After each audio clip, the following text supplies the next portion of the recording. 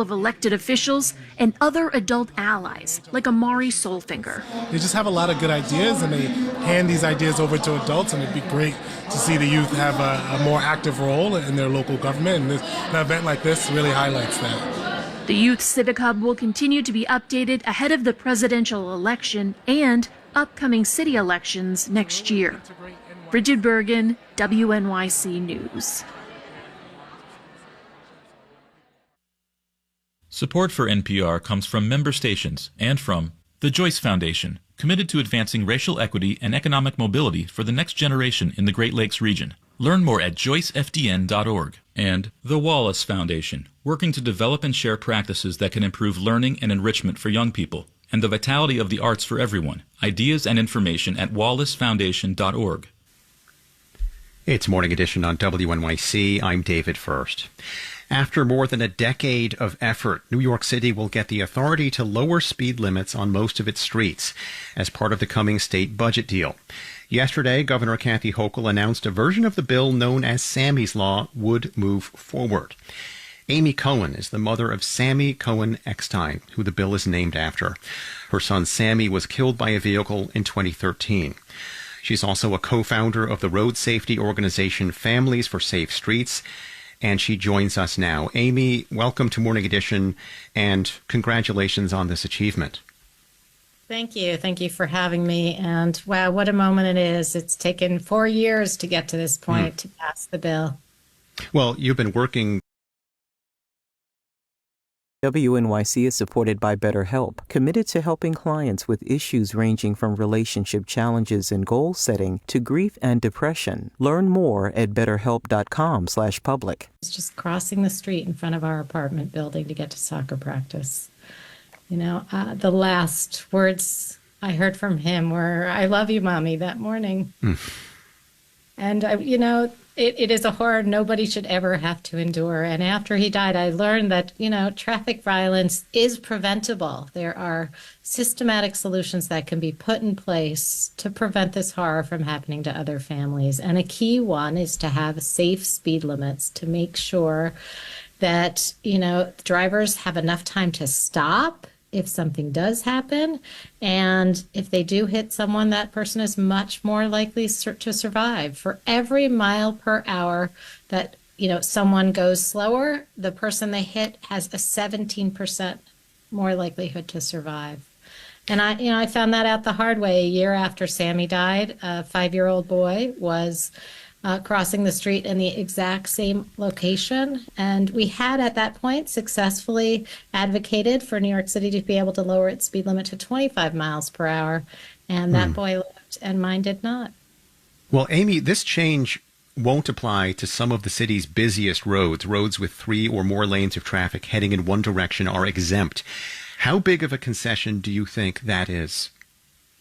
That concession is only in rows with 3 or more lanes outside of Manhattan. So all of Manhattan is eligible. It is just the outer boroughs. And by calming the residential streets, it will have a spillover effect even to the major arterials. And it's a huge step forward. We're not done with this fight. We need to also be designing our roads and making sure our vehicles are safe. This is a crisis that requires many solutions, but this is a big step forward. And we're so grateful. I'm sorry to cut you. Oh, go ahead.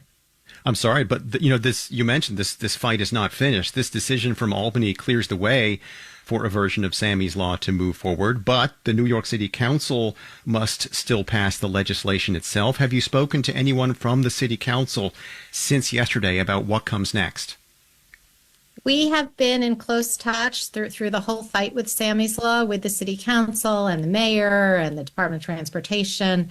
This bill did require a home rule message from the City Council last year when it was very close to passage. And so, we're grateful to have the support at the city level. And, we look forward to standing with the mayor, the city council speaker, when it does happen at that level. And we can't wait to stand with the governor, the bill sponsors, Linda Rosenthal, Senator Hoylman Siegel, and, the governor, this the Speaker of the Assembly, the Senate Majority Leader. We're just so grateful to everyone to make this happen. And we also made this happen because we built a coalition of 130 organizations, unions, hospitals, civic groups.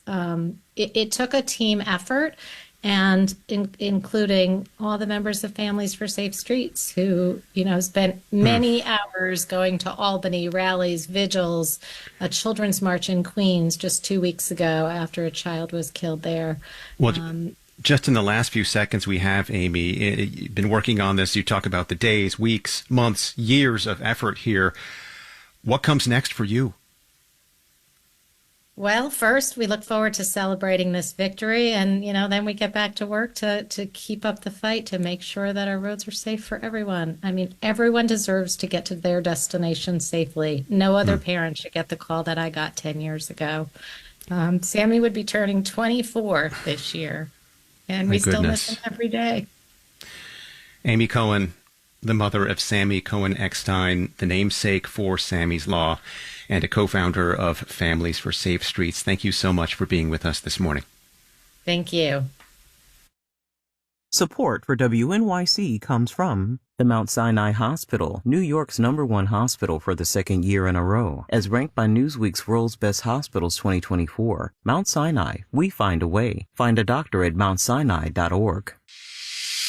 WNYC members make it all happen. As an independent, not-for-profit news outlet, listener support is the largest share of our funding. Your donation allows us to bring you in-depth and comprehensive news every day. Just as you rely on WNYC, know that WNYC relies on you. Please become a member now. Visit WNYC.org and click on Donate.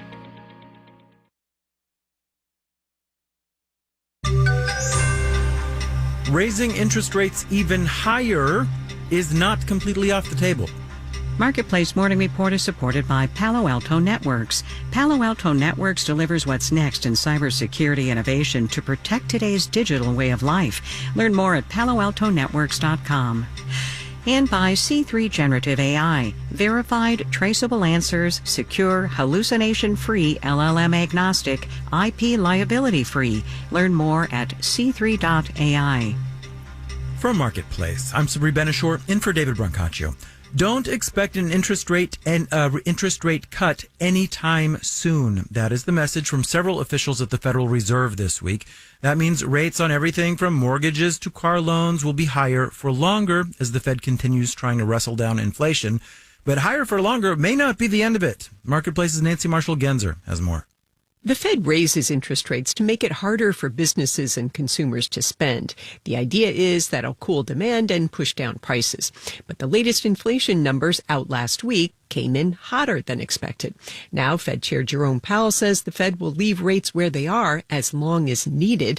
New York Fed President John Williams took it a step further yesterday, speaking at the Semaphore World Economy Summit in Washington. If the data are telling us that we would need higher interest rates to achieve our goals, then we would obviously want to do that. And Atlanta Fed President Raphael Bostic said yesterday he'd have to be open to increasing rates if inflation doesn't move down to the Fed's 2% target. I'm Nancy Marshall-Genzer for Marketplace. Speaking of interest rates, there were 740 commercial foreclosures in March. We're talking businesses getting foreclosed on. This is according to ATTOM data. Commercial foreclosures have been creeping up since hitting a low in 2020 when they were held at bay by COVID relief measures. Business foreclosures really started to flare up after the Fed's last interest rate hike in May of last year. 740 is the highest monthly number of commercial foreclosures tracked by ATTOM since early 2015. With that, let's do the numbers. Dow, S&P, and NASDAQ futures are mixed. S&P futures are about flat. Dow futures also about flat. NASDAQ futures down 0.1%. The yield on the 10-year Treasury is 4.613%.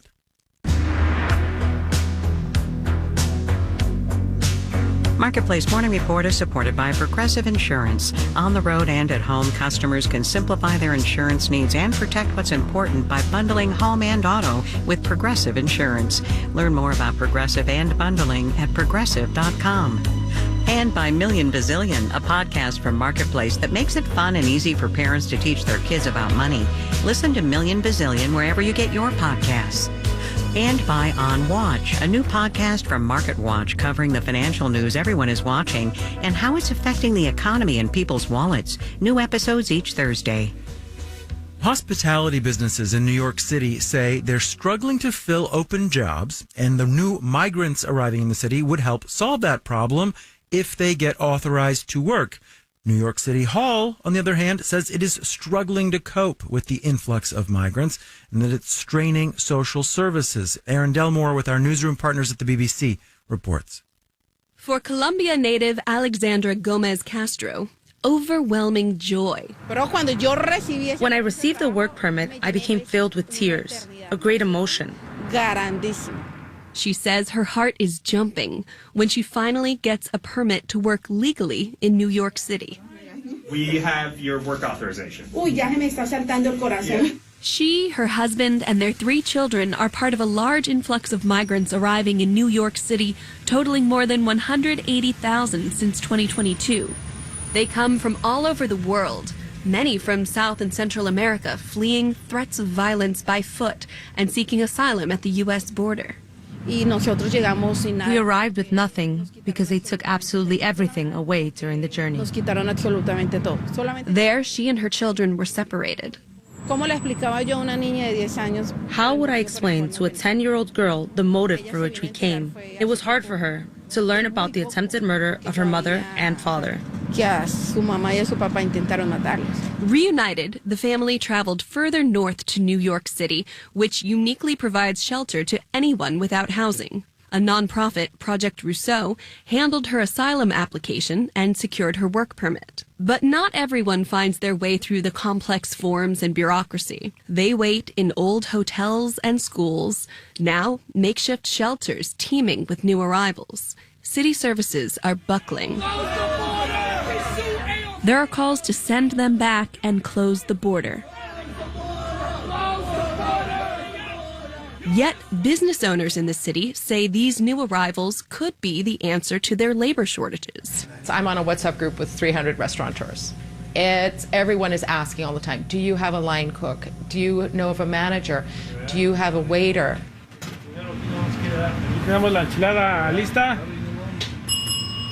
Migrants come by Barbara Sibley's Mexican restaurant, La Palapa, looking for work. But their path to legal work is slow and complicated. The system is broken. These folks are here without the tools that they need to help me. It's that basic, right? I know for sure in New York City in the restaurant business, if the workers could work, we would have jobs. Native-born workers don't make up as much of the U.S. workforce as they used to. The baby boomers are retiring, and birth rates have been falling for a while. So if the U.S. wants to keep up the size of its workforce, or grow it, immigrants and migrants are a readily available solution. Andrew Ridgie is the executive director of the New York Hospitality Alliance, a nonprofit that represents more than 4,000 restaurants, bars, and nightclubs. So there are open jobs, and employers want to hire people, and they're open to hiring immigrants and migrants. Where's the holdup? The holdup is basically the federal government. We need the federal government to take action to make it easier for people to come and fill these jobs. It's not like they're displacing New Yorkers, displacing Americans from working in their jobs. These are open jobs. It will contribute to our local economy, to our national economy. For centuries, immigrants have traveled to the U.S. looking for work, attempting to create a better life for their families. In New York City, I'm the BBC's Erin Delmore for Marketplace. Our executive producer is Kelly Silvera. Our digital producer is Dylan Mietinen. Our engineers are Brian Allison and John Brewington. And in New York, I'm Sabri Benishore with the Marketplace Morning Report. From APM, American Public Media. WNYC is supported by the Chamber Music Society of Lincoln Center, presenting String Resonance on April 21st at 5 p.m., celebrating the natural voices of violins, violas, and cellos with works by Beethoven and Mendelssohn. Tickets at chambermusicsociety.org. This is WNYC New York. I'm David First. The BBC News Hour is coming up next. And later on the Brian Lehrer Show, hear an argument against the intrusion of big tech into K-12 education. Plus, why a recent episode of the children's cartoon Bluey is causing a stir among parents. That's the Brian Lehrer Show starting this morning at 10 here on WNYC. 50 degrees right now, mostly cloudy today, a high around 60 degrees. Tonight we could see some showers overnight, a low of 49. It's 9 o'clock.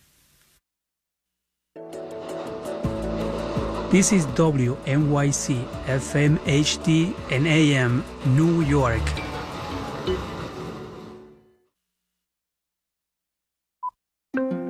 Welcome to NewsHour. It's live from the BBC World Service in London. I'm Tim Franks. Today, was this Israel's response? A small-scale drone attack is reported in central Iran.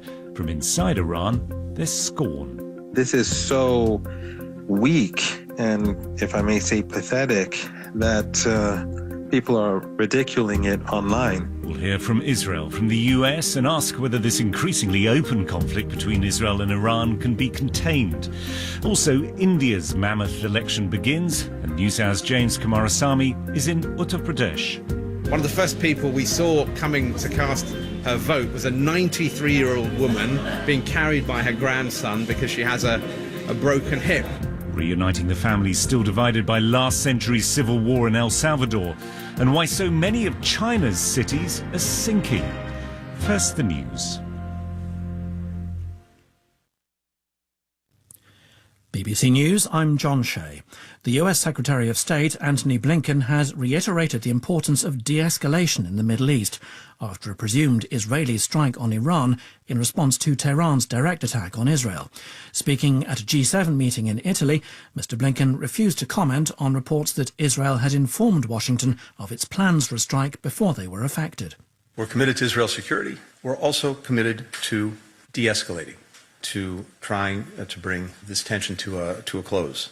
You saw as well, or you'll see soon in the G7 statement, a commitment to hold Iran to account for its destabilizing activities, holding it to account by degrading its missile and drone capabilities. The strike appears to have been limited in scope, with no casualties or major damage reported. Iranian state media have played down the incident. An Iranian official said there were no plans for further retaliation against Israel. Yolande Nell is in Jerusalem. This morning, Iran's Fars news agency said 3 explosions had been heard near an army base in the city of Isfahan. While state TV said 3 drones were spotted, it later reported the situation was normal and that no ground explosions had occurred. It said that nuclear facilities in the province were not affected. On Saturday night, Iran launched more than 300 attack drones and missiles at Israel. With the help of allies, most were downed before reaching Israeli territory. While world leaders had been urging Israel to show restraint and avoid steps that could lead to a wider war, Israeli officials had indicated that they had to hit back for Iran's strike to deter it from acting again. Ukraine's military says it has shot down a long-range Russian strategic bomber used to fire cruise missiles against it. Russia's Ministry of Defense has said a bomber crashed in southern Russia on its return from a combat mission. The governor of the Stavropol region has published photos of the wrecked plane. He said 2 of the crews survived, 1 died, and a 4th is missing. The fastest finishers in the Beijing half marathon have been stripped of their prize money and medals following a public outcry that 3 Africans allowed a local Chinese runner to win. Stephen McDonnell reports from Beijing. Last weekend, China's He Jie crossed the line first in the Beijing half marathon, but only after 3 runners from Kenya and Ethiopia allowed him to overtake them. Kenyan runner William Nangat later explained that he did this because Chinese champion He Jie was his friend. However, sports officials have not viewed this kindly after outrage on social media from Chinese fans saying it made a mockery of the race. The 3 African runners who'd been acting as pacers and China's He Jie have now been stripped of any prize money or other awards and had their final placings cancelled. This is the latest world news from the BBC. And this is WNYC in New York. I'm David First. 50 degrees, 4 minutes after 9 o'clock. The NYPD says it arrested 108 people at an encampment of pro-Palestinian protesters on the campus of Columbia University yesterday.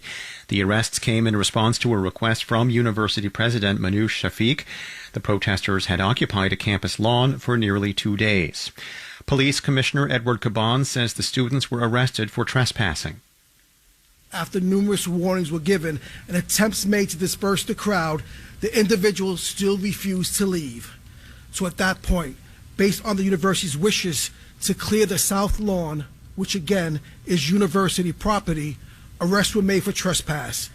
Several students involved in the protest said they were also suspended from Columbia and Barnard College, including the daughter of Minnesota Congressmember Ilhan Omar. New York City street vendors are criticizing a recent crackdown on unlicensed vendors in Queens and the Bronx. Mohammed Atia is director of the Street Vendor Project and a vendor himself. He was among over 100 vendors who protested outside City Hall yesterday. He says Monday's sweep of unlicensed vendors on Roosevelt Avenue in Queens was unwarranted. So the vendors are not the problem. The problem is the city government, is the outdated laws, the outdated systems that prevents vendors from accessing the business license. The NYPD says the sweep was prompted by complaints. Atia is urging the City Council to lift caps on vending permits and licenses. There are long wait lists for both food and merchandise vendors. A bill to lift the caps has not yet been scheduled for a hearing. Looking at the weather today, 50 degrees right now, going up to a high near 60 this afternoon. It's going to be mostly cloudy. Showers likely overnight tonight, a low of 49 degrees. Tomorrow, could see some showers in the morning, then a high of 68.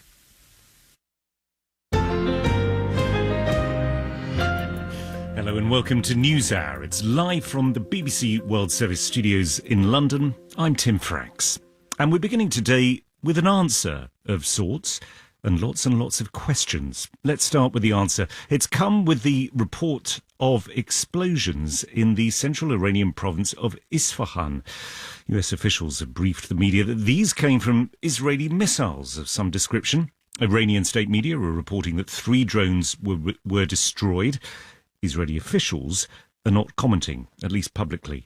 Residents of the area sent the BBC Persian service footage recorded on their phones showing flashes in the sky and the noise, perhaps of outgoing anti-missile fire.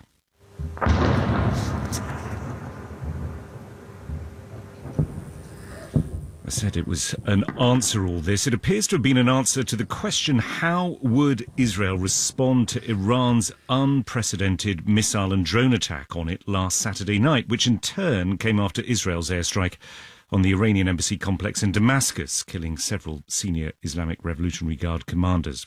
I also said that today's events throw up lots and lots of questions. Chief among them is where this increasingly open confrontation between Israel and Iran may head next, given the potentially catastrophic consequences of a full-scale war between the two.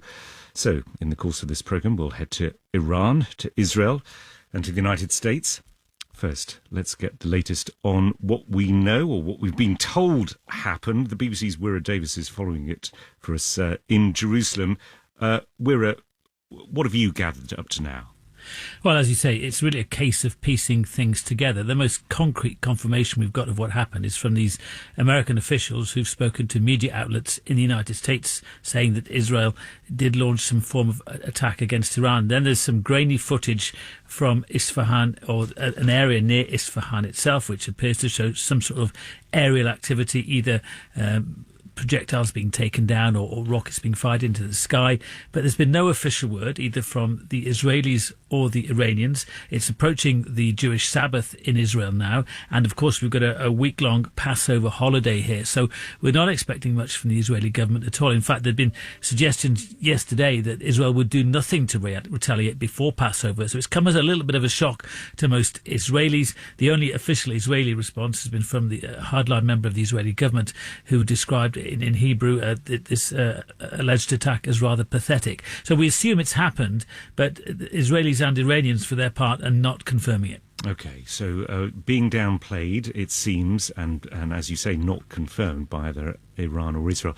Just in terms of, there has been other military action, though. I mean, reports of strikes in Syria and Iraq. What can you tell us about that?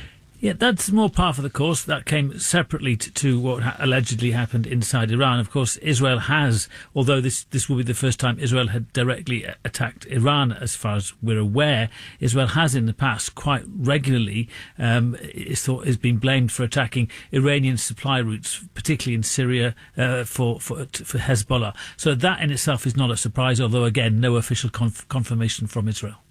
Wira Davis in Jerusalem, thank you. Well, earlier we did get through to Setare Sadeki. She's a freelance journalist and podcast host based in Isfahan in central Iran. What did she see and hear? I actually didn't hear anything. I live maybe 20 minutes drive from the place where the so-called attack happened, but I absolutely did not hear anything. And I have been talking to my family members and friends.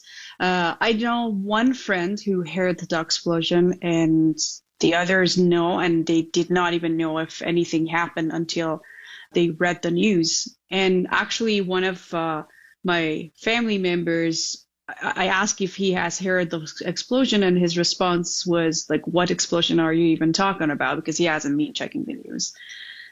So the general atmosphere is just normal. Like